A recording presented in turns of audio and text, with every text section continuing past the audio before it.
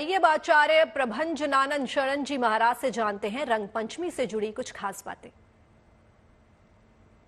जो हमारे आचार्यों ने परंपराएं निर्मित की है, निर्माण किया है, उस परंपरा के अनुसार हम सब यहाँ पर कोई भी उत्सव मना रहे हैं। पहली बात है कि पूजा, सात्विकता का भाव हमारे हृदय में भर जावे। रंगोत्सव का तात्पर्य अभी चंद्रांशु जी भी कह रहे थे, भेद भाव ऊंच नीच सब एक रंग में रंग जावे। और मुझे लगता है होली का तात्पर्य है होली। होली यानी किसी के हो लिए। अब किसके हो लिए? तो किसी और के नहीं, दुनिया के नहीं, बल्कि परमात्मा को का हो लिए, इसीलिए इसका नाम ही है होली। हम लोग रंगोत्सव कहते हैं, यानी हम परमात्मा के हो चुके हैं।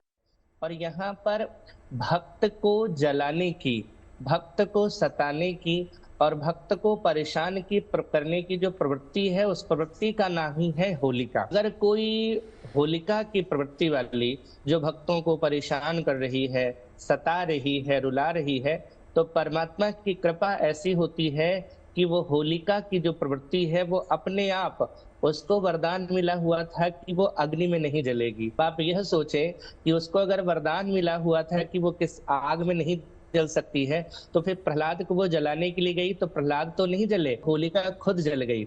इसके लिए मैं एक कथा एक आती है। हनुमान जी महाराज ने जब लंका जलाने के पश्चात सीता जी के चरणों में जाकर के प्रणाम किया और कहा, माँ मुझे आदेश दे, मैं प्रभु के पास जाने वाला हूँ। तो हनुमान जी से पूछा से सीता जी ने, किशोरी जी ने, कि हनुमान एक बात बताओ, तुम कोई जादूगर हो क्या? कोई जादू तुम्हारे अंदर भरा है क्या? क्यों?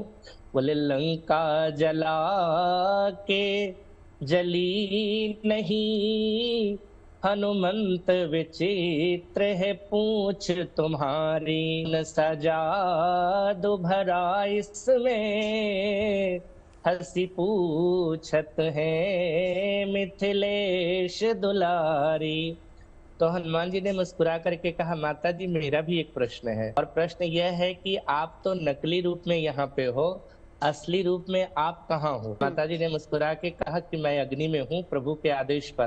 तो हनुमान जी ने पूछा, माता जी मैं तो कुछ मिनट के लिए गया था अग्नि में, आप तो लगातार अग्नि में रह रही हो, आप क्यों नहीं जल रही हो? तो सीता जी ने कहा कि मेरे ऊपर प्रभु ने एक सुरक्षा कवच प्रदान किया है। तो सुरक्षा कवच कौन सा है? जब ही राम सब कहा बखानी, तो प्रभु पद ही धरी अनल समानी। यानी भगवान के श्री चरणों को अपने हृदय में धारण करके सीता जी अग्नि में प्रवेश कर गई। सीता जी ने कहा, मेरे हृदय में प्रभु का चरण कमल है, इसलिए मैं जली नहीं। हनुमान जी ने कहा, माता जी वही वाली जैकेट आपने मुझे प्रदान कर दिया था। जब मैं जाने लगा था वाटिका में, तो आपने आदेश देकर के क्या कहा?